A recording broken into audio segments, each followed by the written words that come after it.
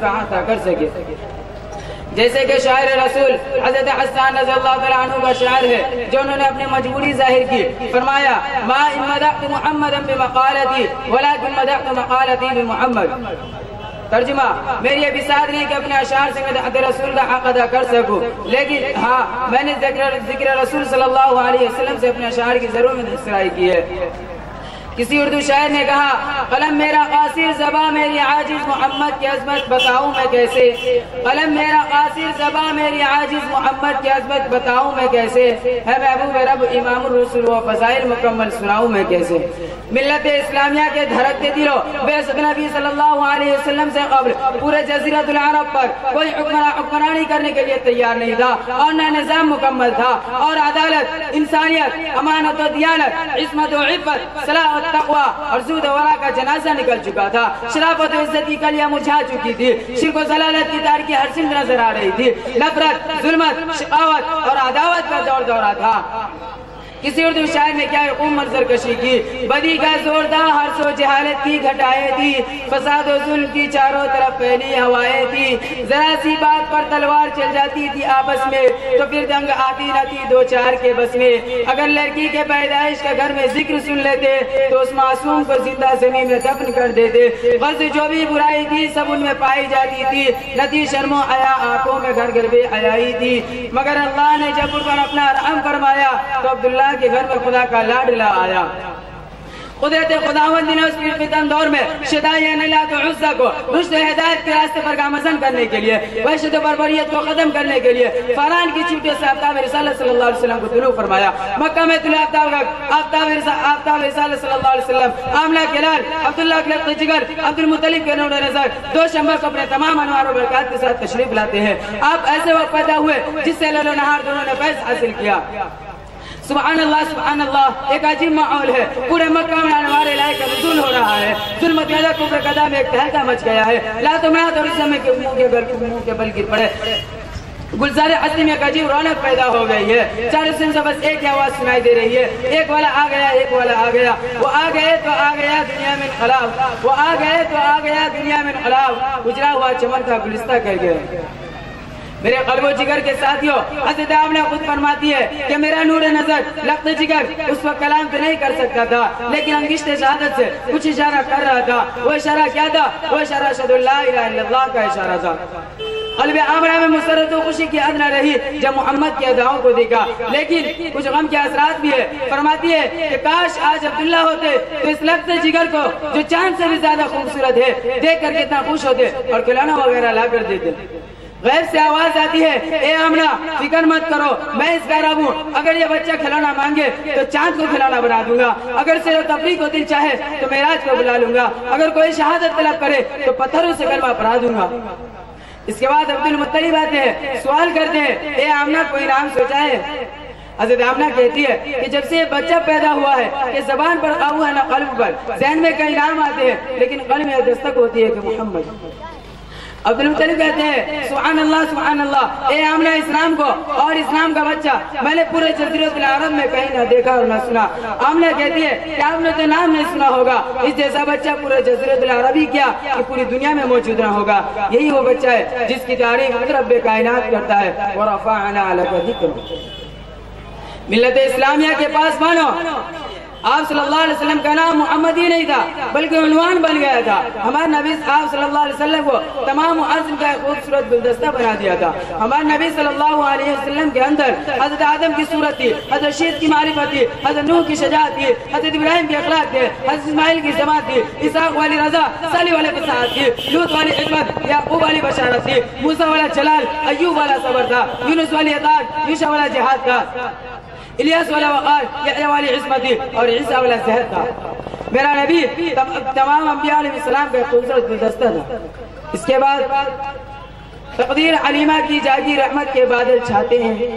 تقدیر علیمہ کی جاگی رحمت کے بادل چھاتے ہیں. گھر جگمگ جگمگ کرتا ہے جب تشریف محمد لاتے ہیں. حضرت علیمہ دونی پتری سواری پر پرنور صلی اللہ علیہ وسلم کو لے کر دونی پتری سواری پر سوار ہوتی ہے. یا کمزور سواری کو محمد بن عبداللہ کی برکت سے قوت عطا ہوتی ہے اور قافلہ والوں کی سواریوں سے آگے نکل جاتی ہے. سبھی عرض زدہ ہوتے ہیں کہ حلیمہ کی اتنی کمزور سواری کو اتنی قوت و طاقت کہاں سے مل گئی کہ اتنا تیز چل رہی ہے. حضرت حلیمہ جب گھر پہنچتی ہے تو تمام گھر انوار و برکات سے پر تھا. کسی اردو شاعر نے کہا ہے محمد کی کہلائی مادر حلیمہ تیری شان اللہ اکبر حلیمہ تیرے بکریوں کو پانی پلائے جو ہے ساقی آب کوثر حلیمہ. انہی چند باتوں پر اپنے تقریر کو ختم کرتا ہوں.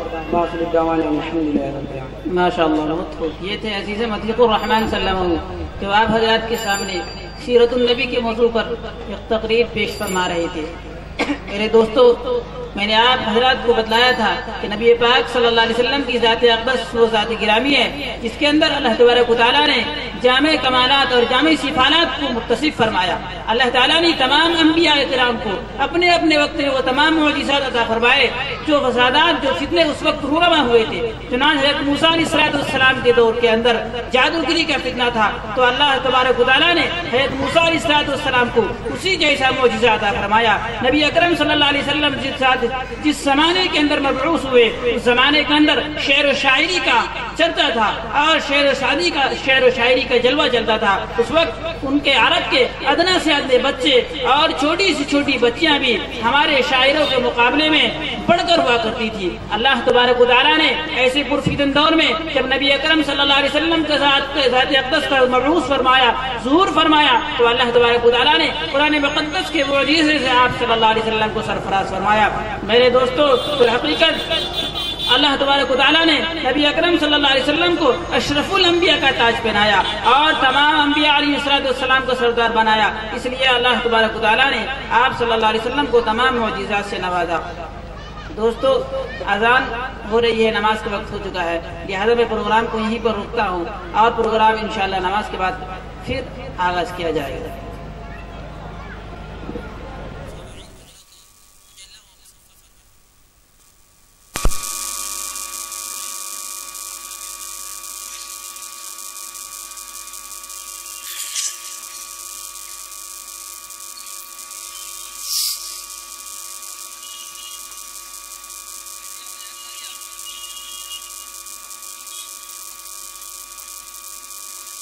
أعوذ بالله من الشيطان الرجيم.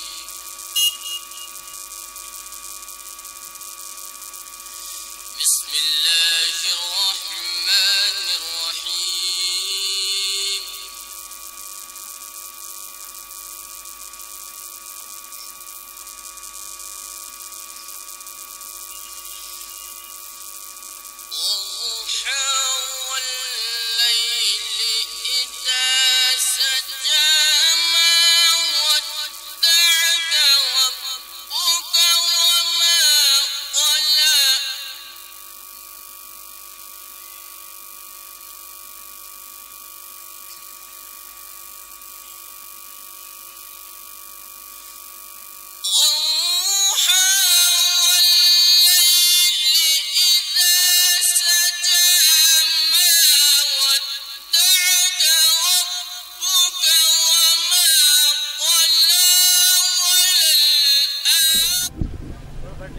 عزیز طلبہ سے گزارش ہے کہ اس سائیڈ میں جتنے طلبہ بیٹھے ہیں وہ تمام کے تمام طلبہ اس سائیڈ میں بیٹھنا ہے. عقیدت و محبت پیش کرنے کے لیے میں دعوت دیتا ہوں عزیزم جہانگیر سلمہ ہو کہ وہ تشریف لائے اور نذرانہ عقیدت و محبت پیش کرے.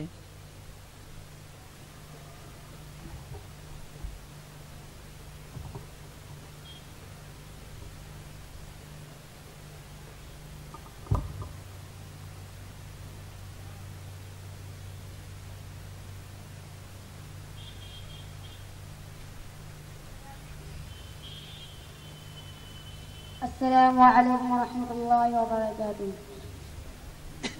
وعلیکم السلام ورحمۃ اللہ وبرکاتہ. چاند کو ٹکڑے کیا سورج کبھی ڈھیرا دیا. چاند کو ٹکڑے کیا سورج کبھی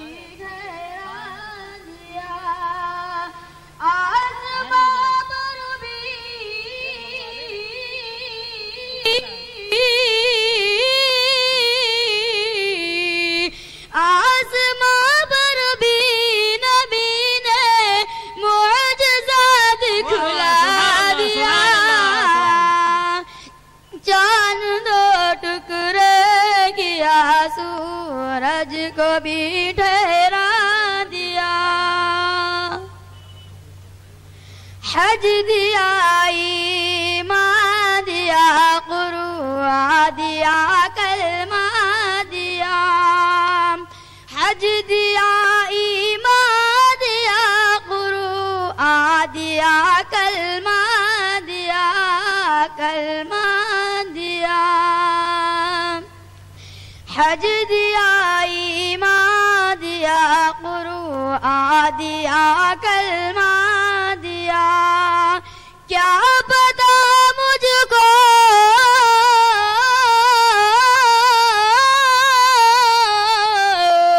کیا پتا مجھ کو میرے آقا میرے کیا کیا دیا چاند دو ٹکڑے کیا سورج کو بھی ٹھہرا دیا آسماں پر بھی نبی نے معجزہ دکھلا دیا صرف دولت سے نہیں ہوتی حرم میں حاضری صرف دولت سے نہیں ہوتی حرم میں حاضری حق تعالی نے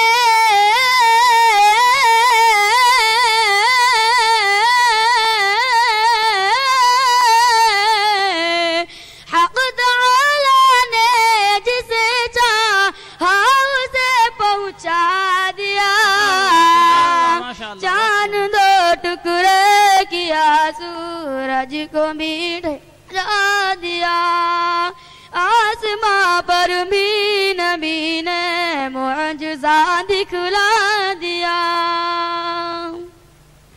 ہے کوئی فاروق اعظم ساجا میں حکمراں ہے کوئی فاروق اعظم ساجا میں حکمراں چین سے سب کو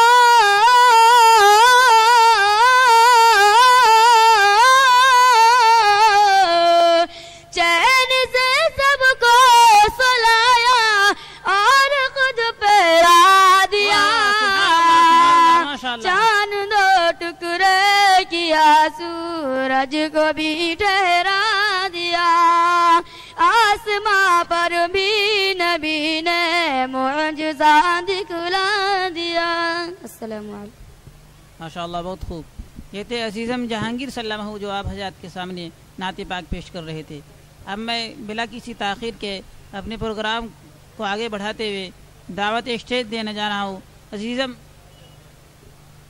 احتشام صلی اللہ علیہ وسلم کو وہ تشریف لائے اور عربی زبان میں تقریر کر کے ہم سامعین کی دلوں کو مجلہ و منور فرمائیں عزیزم احتشام صلی اللہ علیہ وسلم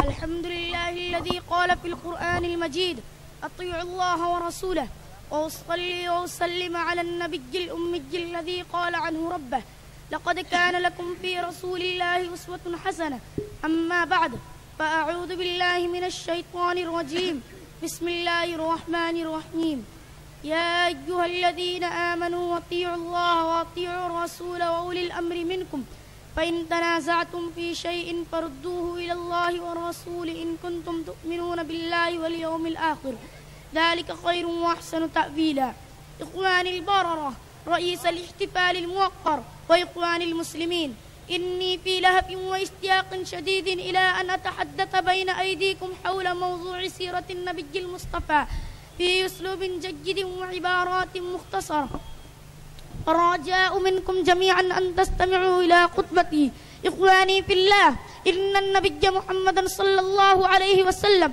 ابتعثه الله القادر المقتدر إلى العالم بأسره لهدف أن ينجي الناس المغضوب عليهم ولا الضالين من الطريق المستقيم ويهديهم إلى دين الرحمة الدين الحنيف والنبي الكريم صلى الله عليه وسلم هو أفضل الرسل والأنبياء عليهم ألف تحية وسلام تولد نبينا وحبيبنا محمد صلى الله عليه وسلم في مكة المكرمة الواقعة بالحجاز في سنة 570 بعد المسيحي، وكان والداه ينتسبان إلى بني هاشم من قبيلة قريش، وهي أفضل قبائل العرب في الموطن والمسكن، في المأكل والمشرب، في الرؤية والفكرة.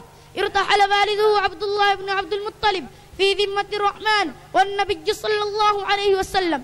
كان في بطن أم الحنون آمنة بنت وهب، وعندما بلغ النبي صلى الله عليه وسلم 6 من عمره انتقلت أمه أيضا إلى رحمة الله، فقام عبد المطلب بن هاشم جده بكفالة النبي صلى الله عليه وسلم. ولما بلغ 8 أعوام من سنه انتقل جده عبد المطلب أيضا إلى رحمة الله، فكفله عم النبي الكريم أبو طالب. إن الرسول الأعظم اشتغل بالرعي والتجارة حينما كان شابا قويا، وعندما بلغ 25 سنة من عمره تزوج بامرأة شهيرة في التجارة والمال، السيدة خديجة بنت خويلد رضي الله عنها وارضاها الظن. وكان النبي صلى الله عليه وسلم يتعبد ربه في غار حراء خارج مكة من كل عام شهرا كاملا. أنزل الله تعالى الوحي على قلب حبيبه في حراء وسنه 40 سنة كاملة، وكان ذلك في ليلة القدر التي خير من 1000 شهر، كما يقول الله جل ذكره على شأنه في سورة القدر إيضاحا بهذا الأمر الجليل: إنا أنزلناه في ليلة القدر وما أدراك ما ليلة القدر، ليلة القدر خير من 1000 شهر.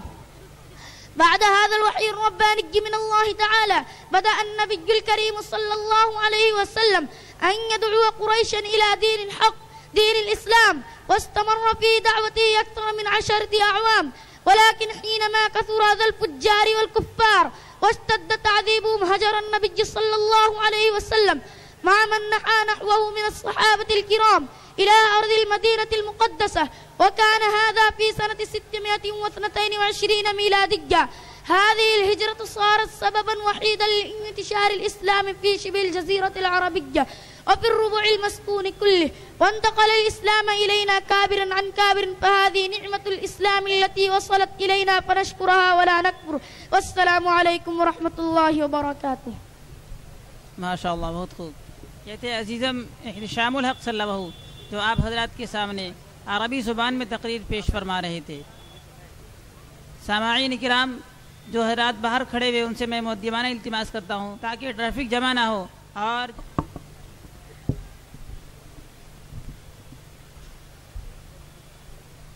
الحمد لله نحمده ونصلي على رسول الكريم.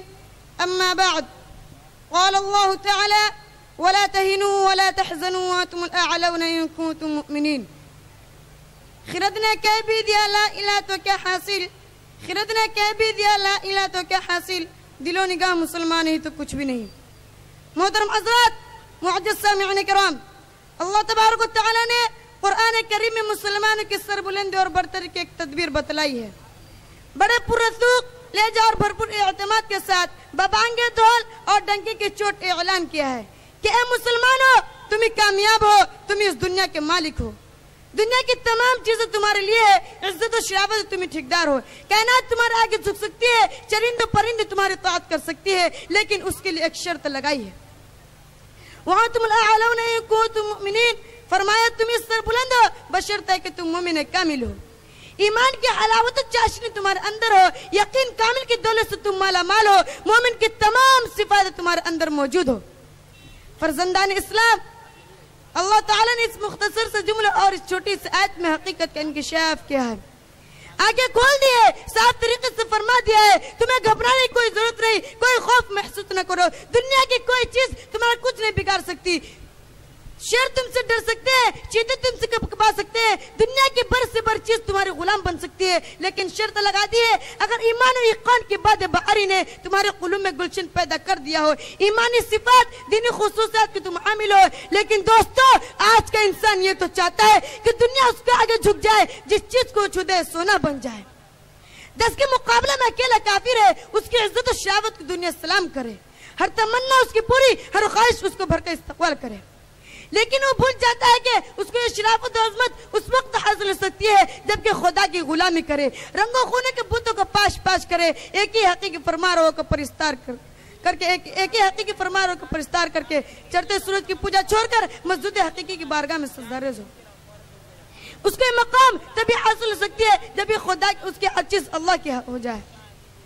شیخ سعدی رحمت اللہ علیہ نے ایک شخص کو دیکھا کہ وہ شیر پر بیٹھا ہے, ڈنڈا اس کے ہاتھ میں اور شیر کا کان اینٹ رہا ہے, جدھر چاہتا ہے چلاتا ہے, شیر بلا چون چلا اس کی تابعداری کر رہا ہے, اس کے آگے آگے چل رہا ہے.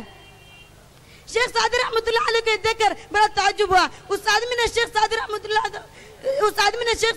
اللہ علیہ کو متعجب حیران دیکھ کر کہا, اے سعدی تعجب کیوں کر رہے ہو, تمہیں حیرانی کیوں ہے, یہ تو شیر ہے, دنیا کی ہر چیز تمہارا تابعدار بن سکتی ہے, لیکن شرط ہے کہ تم اللہ کے حکم سے سرتابی نہ کرو, دنیا کی کوئی طاقت تمہارے حکم سے سرتابی نہ کرے گی.